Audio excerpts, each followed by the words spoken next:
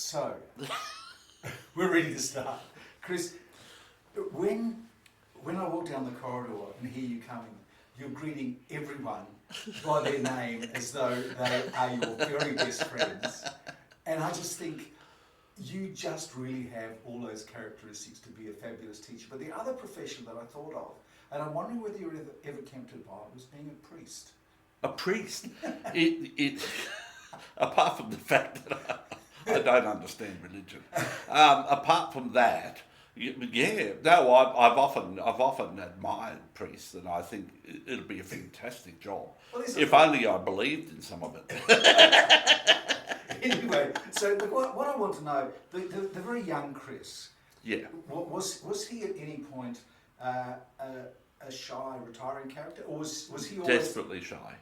Desperately shy? Desperately That's shy. what I wondered, and I don't know why I thought that might be the case. Yeah, no, I was immensely shy.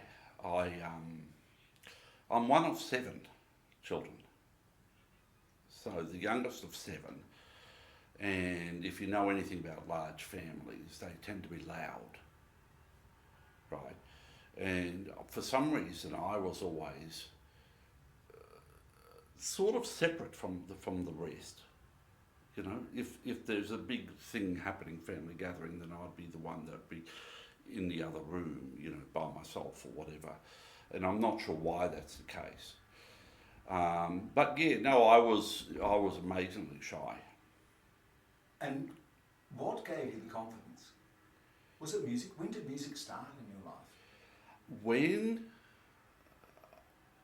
When I was about 4, there was some, and see, I had these little flashes of things that happened through my life, only small little glimpses. One is that I can remember going down the street, because I used to, back then, you sort of went out, you know, you'd walk down the street or whatever, and I heard a piano player a few doors down the road, and I went and knocked on the door and asked if she'd teach me piano. Not bad for a shy. No. Yeah. But, and of course she agreed. And then the next step was to get a piano. And my mother bought one for $2. And we kept it, I don't think it had ever been tuned, but it was kept in the garage. And the other memory I have is I've always wanted to play French horn. It was like, I'm not sure why, but it was something that was, I still remember I used to, you know, I'd listen to records a lot. The Sousa marches and all that type of stuff, and lighter, you know, classical. But, and I was in a small town, so the French horn was off the cards. So what small town are we talking about? Nambour. Right. And there was no chance of ever, you know, when you're brought up, especially in my household, you see, my mother's side, they used to have a string orchestra, the whole family. See, there were large families on both sides. And my father, his side, they were all into horses, right? And it was sort of, in a way, the family was quite dysfunctional, because when you have a large family, there's often factions start splitting all over the place, right? And my mother and father, from, you know, they used to argue a lot. So maybe that influenced me to keep away from everyone. But I'm partially deaf, which didn't help. So I used to find it very, so when you're all the time, if you're partially deaf, you're sort of having to concentrate a lot to hear what's happening. Because if you say, sorry, I didn't, what did you say? What did you say? You know, eventually people get bored. Yes. So I think there's a whole list of things that probably came into play. And I actually didn't learn the French horn until after school. And I played in a brass band movement. And if you know anything about the brass band movement, it's a bit like a religion, you know. And things like you never miss a rehearsal, you never miss a gig, you know, or play out as they call it. You know, you had to be there, and if you did, it was like, you know, they certainly showed their displeasure. So you just wouldn't do it. You know, so things like that, and being on time, and I think that helped me a lot. And what did you play in the brass band? I played tenor horn, which is a pretty weak sort of instrument. It's not. Look, I don't want letters coming in from tenor horn players. No, compared. No, but it's well known that it's not a particularly, you know. You're making it worse. It's a Yeah. lovely instrument. It's a lovely instrument. Thank you. Yeah, and the guy that played next to me, he was a world tenor horn champion, right? And we used to play in the brass bands. And the brass band movement, it's I don't know what you know about it, but it's sort of everything is in treble clef. That's right. And in the mining towns, I guess the one person would teach all the instruments. So it was easy to have them all in the triple clef and you all played the same notes, so to speak. And the same thing happened there. So I had the one guy who would teach all the instruments. And he was amazing, but he never played. Was he the conductor? Yeah. So he ran the whole show. But he never, in lessons or whatever, and they're really quick, short lessons. It was a little bit like an early sort of Suzuki style Yes.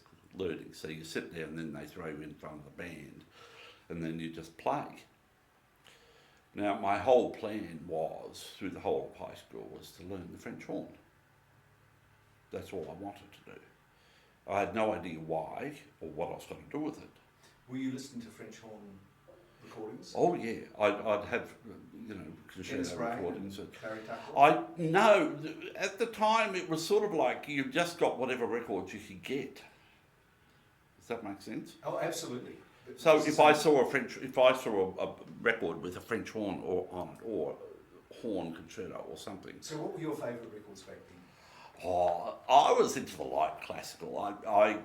I mean, I loved things like Mantovani back then and the brass band recordings. And I'd go to brass band competitions and I'd sit there all day listening to them, you know. And I'd listen to solos all day, every day. And the thing is, your idea of sound, nowadays, if a kid comes in, I can tell instantly if they've played the brass band or not.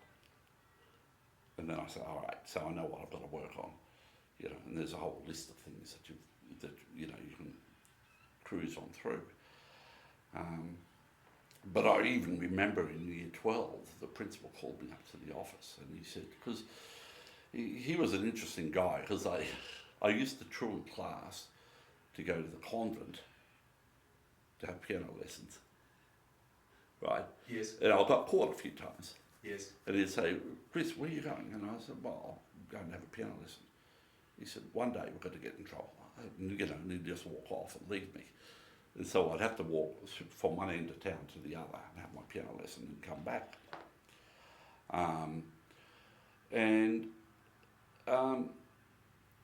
So, yeah, he called me up one day and he said, Chris, I'm just curious. He said, what are you going to do with your life? And I said, I'm going to learn the French horn. And he said, you know, there's no future in it. And my response was, I don't care. You know, all I wanted to do was get my hand on an instrument and to learn it and to do it properly. I had no idea how hard it was going to be. It was a shock to the system.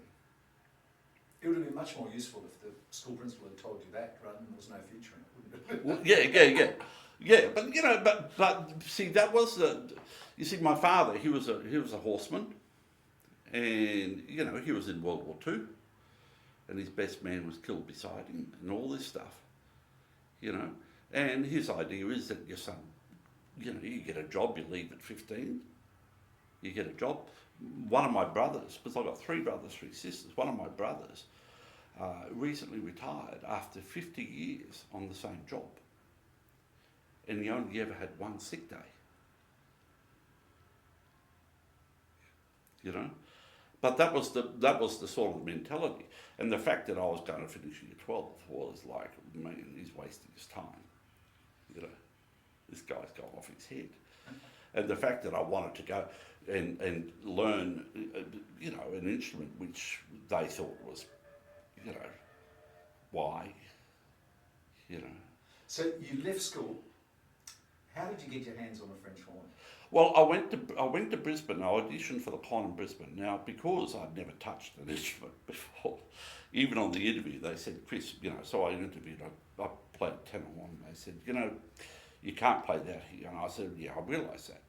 And they said, well, have you thought about what you'd like to? And I said, yes, French horn. And they said, well, trumpet or trombone would be easier for you. And I said, no, it's got to be French horn. That's all I want to do. And so what they did is they gave me like a trial period for 12 months so I could learn the instrument before I started studying properly, you know, which was great. However, I was working at a printing office back at home. It was about a 20-minute drive. So I would catch the 6:30 train from Nambour to Brisbane, go and have lessons and do everything I needed to do in Brisbane and do all sorts of courses, get the 3:30 train back. To be back in time, I'd arrive at 7, then drive to work, which started at 7:30. Then I'd finish at 4:30 in the morning. Then I'd start up again. I bet you slept on the train. Yes. I used to sleep until Caboolture. And then these punk girls, so I was always being at the back of the third carriage. And these punk girls used to get in and wake me up and I'd chat to them all the way.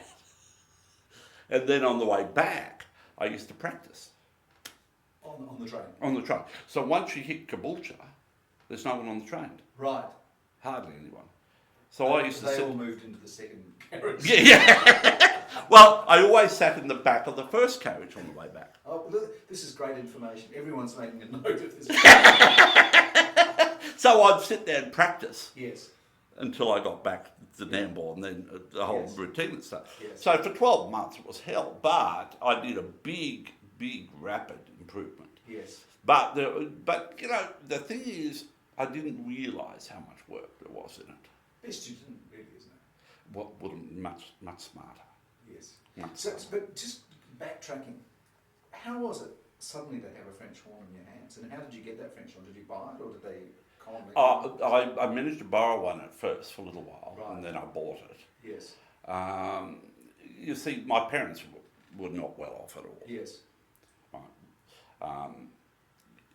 And it was when I sat in my first orchestra, it was just a youth orchestra, I can remember it was the most exciting event in my life.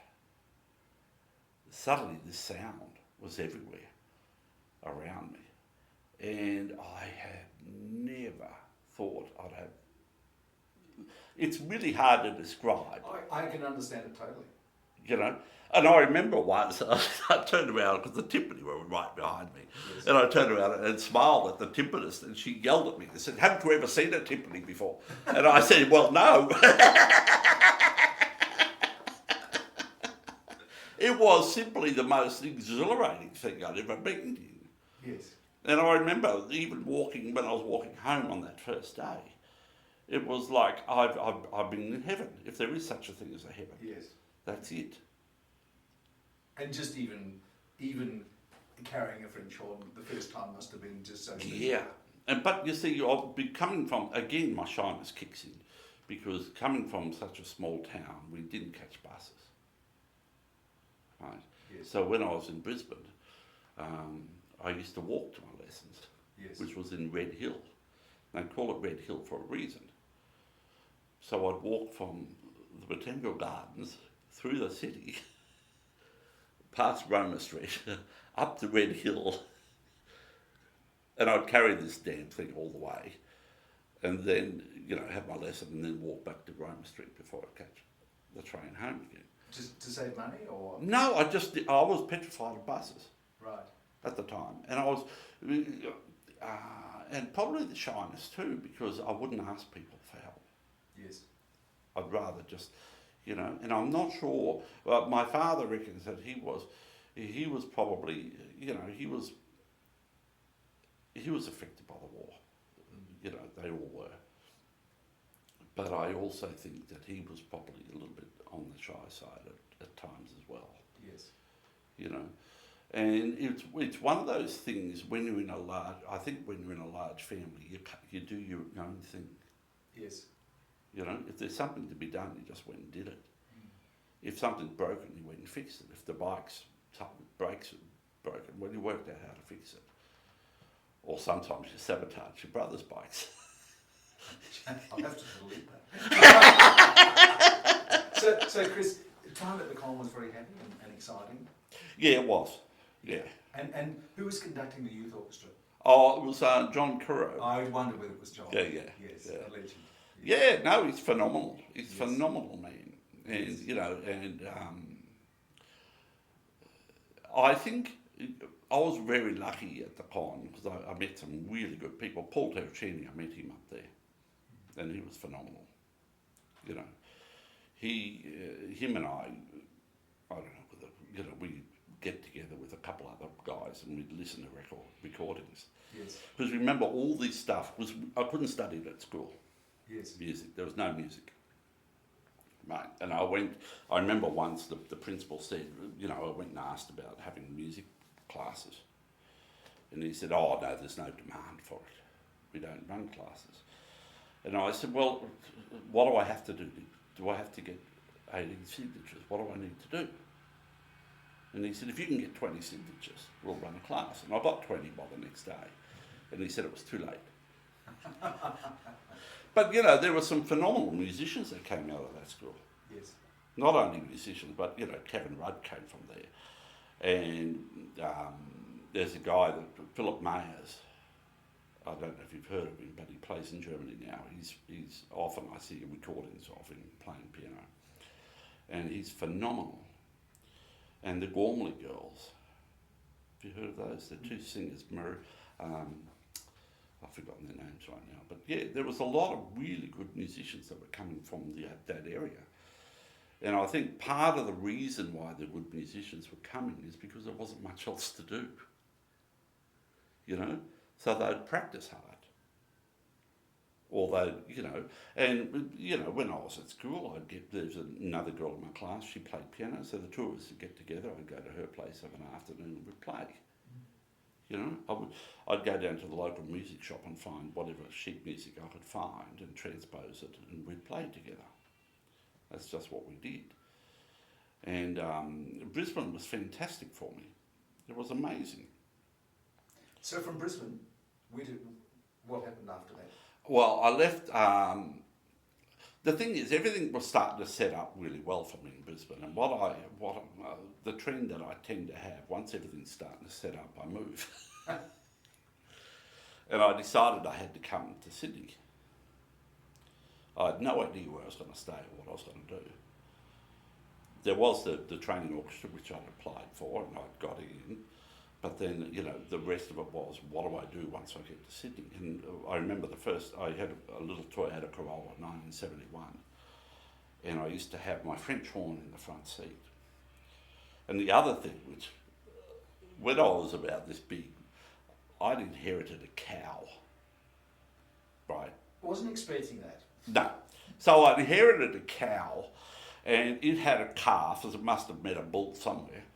And where they were being stored was being sold or whatever, and we had to get rid of the cows. And so my father said, well, you know, there's some money. I don't know whether they went to the butchers or not. But anyhow, so I bought a violin. Now, I've kept this instrument all my life. And I've never, because there's no one to teach it. You know, I really would have liked to have learned it, but there was no one to teach it. So it was a stupid thing to buy. But I've kept it all my life, and I've still got it. And it's beautiful. I've had it. Recently, someone came over and I showed them the violin. It was a violin repairer. And he said, you know, this is a nice instrument. And actually, before I showed it, I said, whatever you do, don't laugh at it, because that'll upset me. Just look at it. If you don't like it, just say nothing, put it back in the case, give it to me. Anyhow, he took it away and did it up for nothing. And he played it. And it's just a lovely instrument. And my son's now playing it, but well, occasionally, but yeah. But so I came to Sydney. I was playing the first thing I wanted to do was cross the Harbour Bridge. That's all I wanted to do, is cross over. And then I thought, oh well, shit, I've got to live somewhere. And I was with the training orchestra. I stayed in a boarding house for a little while until I found my feet, and then got myself going. I was learning off a few different people, and I got a fair bit of work with the SSO and opera and ballet and stuff like that. Tenor horn or? No, French horn. No, tenor horn was dead by then. I was in Brisbane for about 4 years, and then I came down. Yes. And the thing was, when I started, and this is important because this is one of my mottos in my whole life, is that you should never compare yourself to somebody else. It's an absolute recipe for disaster. And I think that's something I didn't do, was compare myself. I just set my own little path. Does that make sense? Yeah, so I would sit there and I looked at all these. I was absolutely the bottom of the heap. And I thought, okay, so I just practiced my ass off for hours. And I'd go on the 5th floor of the balcony and play out across the river. I used to love hearing the sound just bouncing off places. And there were some really good teachers up there, was really supportive. There's one there, an old harp teacher. She used to try and teach me a bit of piano, but she'd give me so much good advice. Una Morgan. She was a phenomenal lady, and she used to spend hours with me. But yeah, I just set my little targets, and then I won the horn prize 1 year, and then I won the brass prize, and all these type of things. I shot up fairly quickly, especially in the early stages.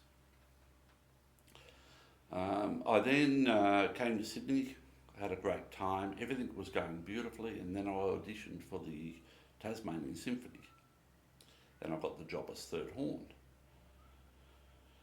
And there were issues regarding going right back when we're talking about when I was at school. When I was going through senior school, I suffered badly from anxiety and depression, really badly. And that hung on. And the only way I could really control it the best time is when I work hard. And that's why I probably, I still work hard, because it's the one way to keep everything at bay.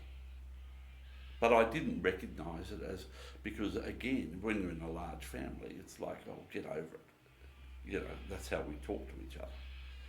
And I had a brother that suffered badly from depression. And in the end, he passed away. He almost ate himself to death, because it treats people in different ways. So I got the job in Tasmania, but this whole thing, because sometimes I'd play like a genius, and other times I'd be struggling to get the note out. You sort of go on these massive highs and lows, and you're oscillating between the two.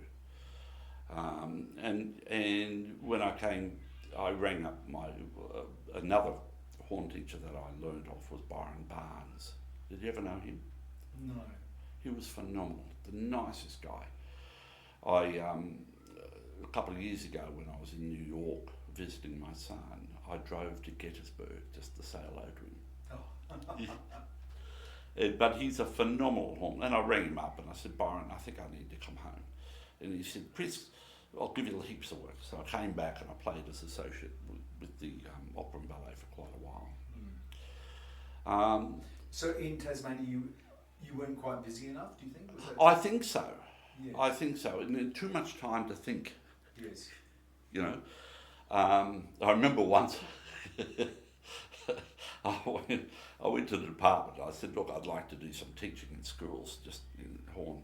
And the guy interviewed me, and he said, he says, in my experience, he said, those that can do, and those that, can't teach, you won't be suitable. Which I found, Yeah, well, it's stupid at its best. Absolutely. Yeah. So back in Sydney. Back in Sydney, Yes. and I loved working. Byron was a fantastic guy. His wife passed away, and he suddenly decided to pack everything up and go back to the States. In the meantime, again, I was driving. A lot of things happened by chance. I was driving down King Street, and I saw a couple of kids walking across the road in a school uniform, and I thought, oh, there must be a school near here. And I went and found the school, Newtown. And I was walking around, and this lady came up, and she's greeted me, and she said, "And can I help you?" And I said, "Yeah, I'm just. I noticed you've got a school. I wonder if there's any work." And anyhow, she took me around, and I thought, this is nice. The janitor's really good. It must be a good school. It was the principal. Anyhow, it turned out that they needed someone to set up the instrumental program there. It only just started. They had about 4 kids in the school that played an instrument. So the principal said, "Can you set something up and get it going?" And to me, that was a nice challenge. So what I did there, I grabbed the 4 kids, I made a little ensemble out of us, and I went on a big promotional hit. I was playing absolutely everywhere with them and having a great time.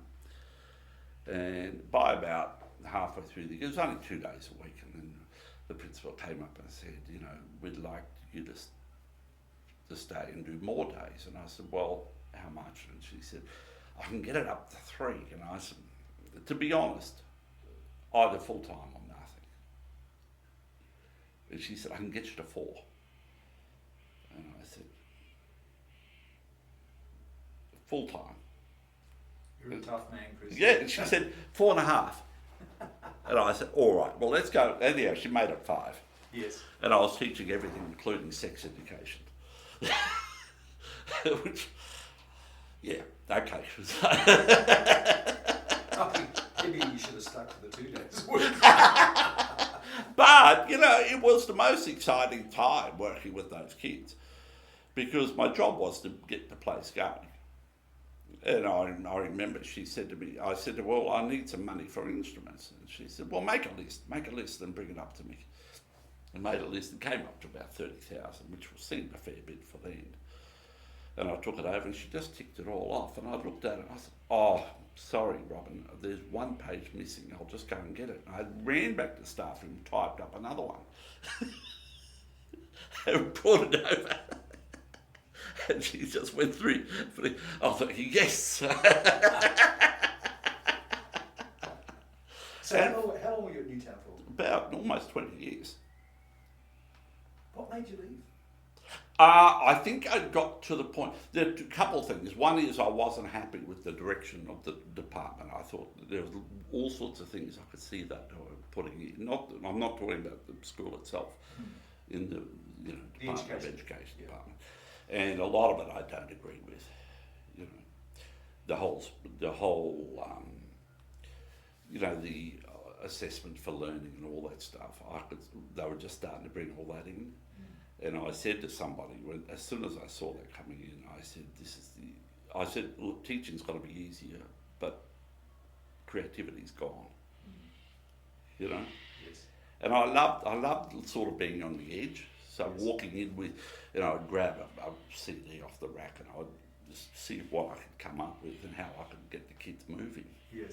And I remember one year there, I had a Year 10 class, and I was walking past, and I got the ring cycle sitting there. And I thought, I don't know much about Siegfried, so I'll take that in. So I took in the Siegfried CDs and started playing and talking about Wagner. The kids were so engrossed. They were desperate to go and watch the ring cycle by the time I'd finished. And that type of thing I really enjoyed. And then and I think sometimes when you start to feel comfortable, it's time to move. So can I just ask you, it sounds like an incredibly exciting time that you had there. And do you mind me asking, how was your sort of state of mind throughout that time? It sounds as though you were doing so busy. Oh, it was really good, except I did have quite a bad.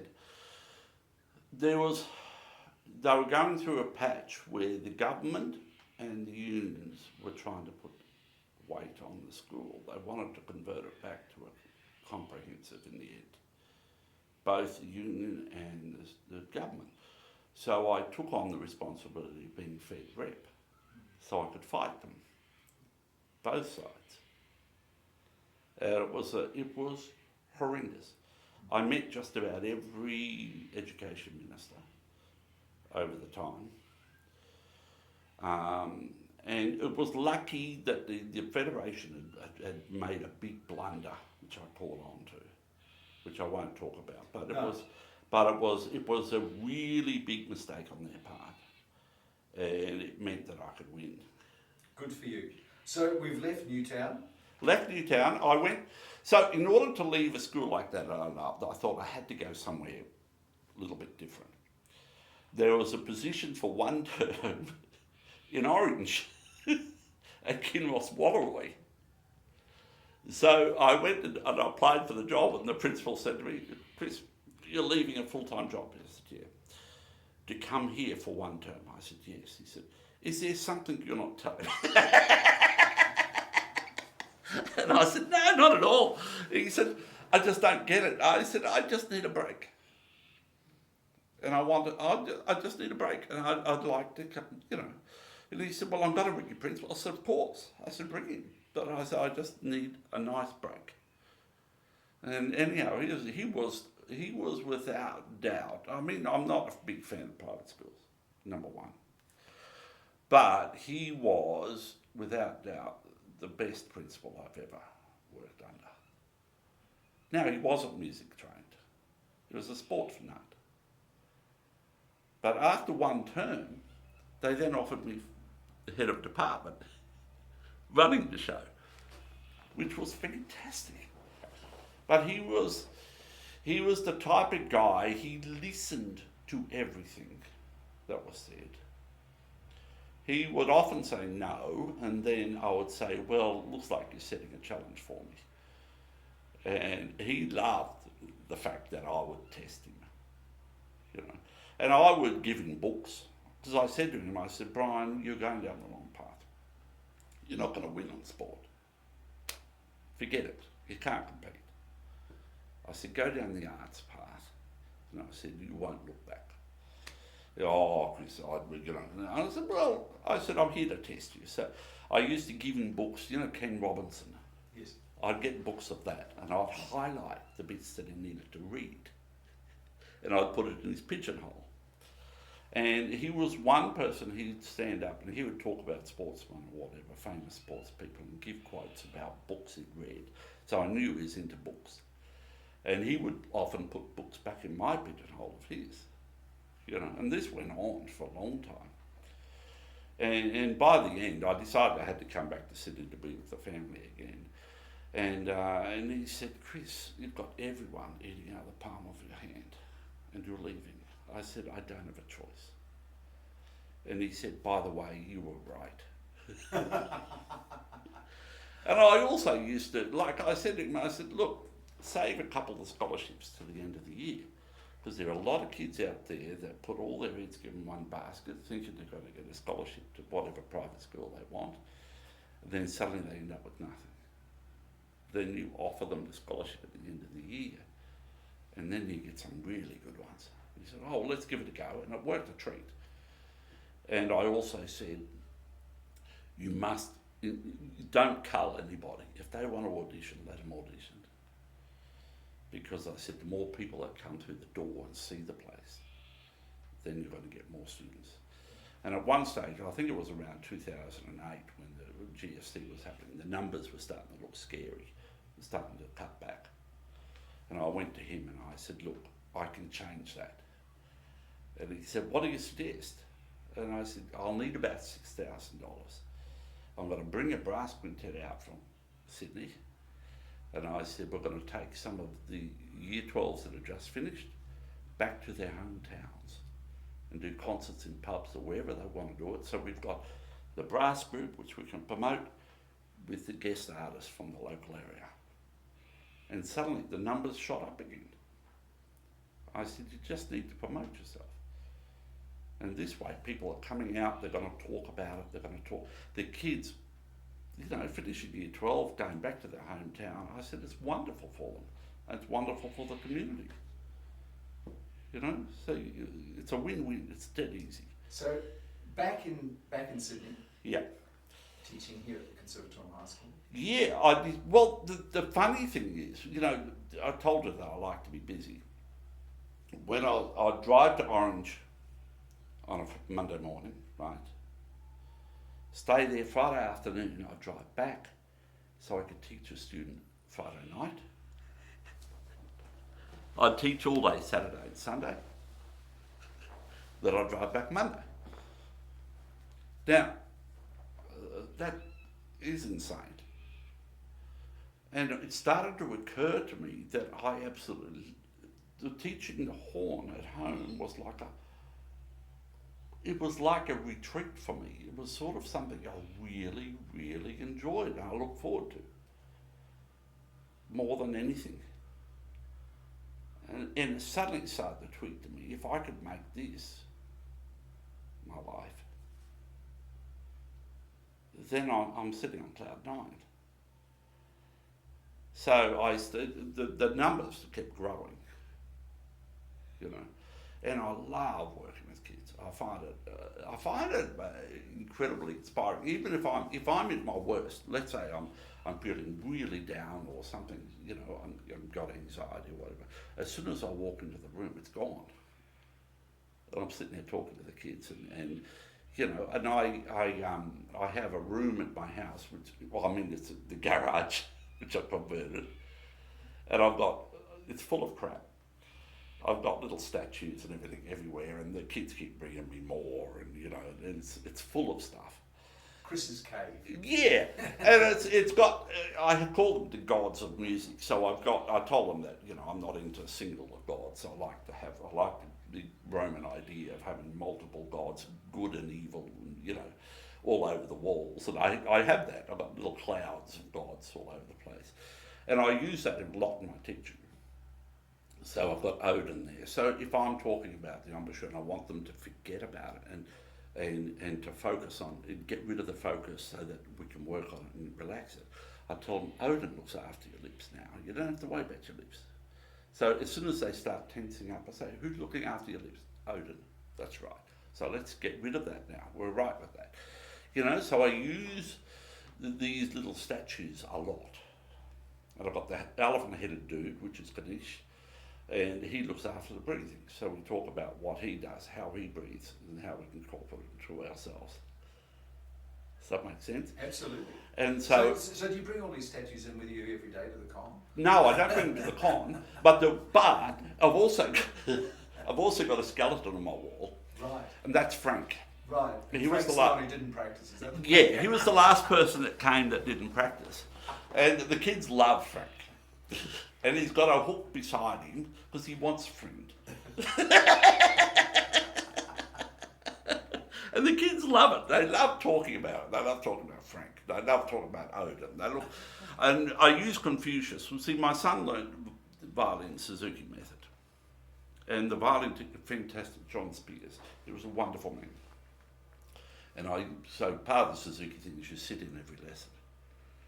Right, which is what I'm trying to sort of do at home. I encourage the parents to come, And he used to always say, because he studied with Suzuki, and they say, oh, Suzuki would say this, or Suzuki would say that.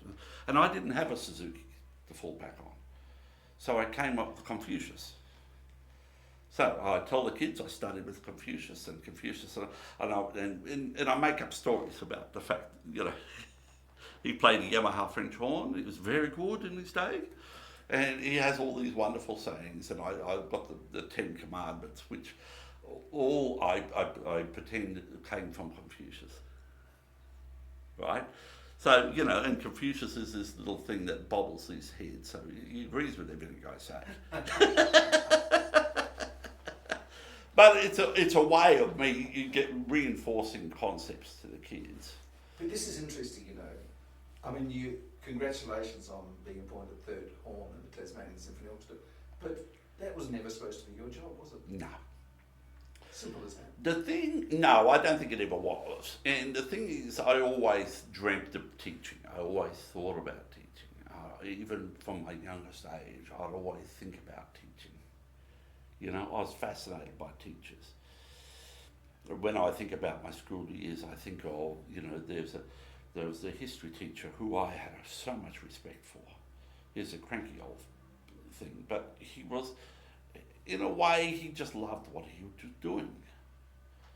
And the other thing that I think about a lot is, you know, we're all after longevity of some sort.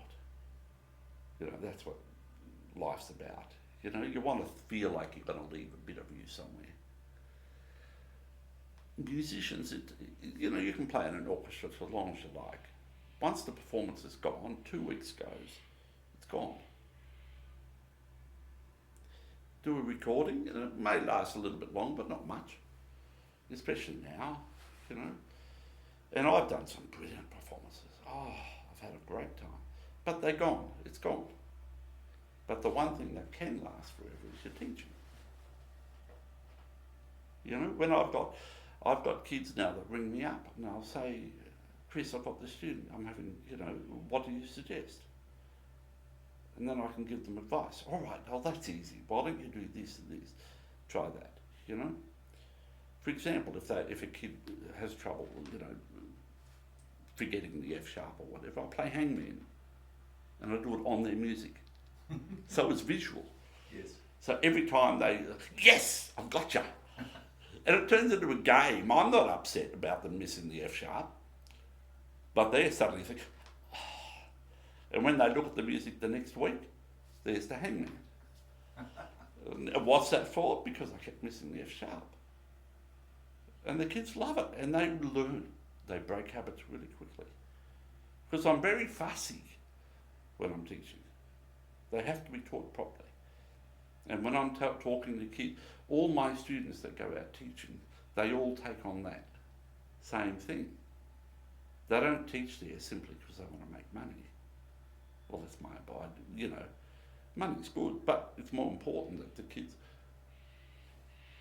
you know, and I say to my students, when you're teaching, a student should always leave happier than when they arrive. You know, if they're not happier, it's not, I said, you don't have to play games with them, but they want to feel like they achieve and they're happy when they can, suddenly they have a big breakthrough, or suddenly, you know, I had a boy, and I love challenges.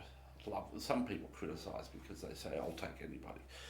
But I have in my head, two things that I have in my head. One is I never compare students, not even inside, not even remotely.